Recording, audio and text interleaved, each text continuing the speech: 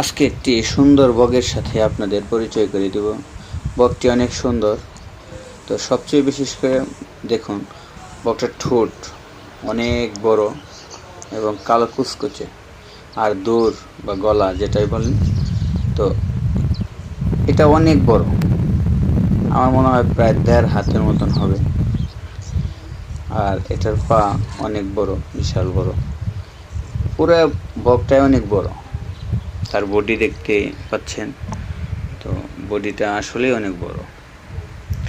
আর আরেকটু ঝুম করে যদি আপনাদের দেখাই, তাহলে দেখেন ঠোঁট আর চোখ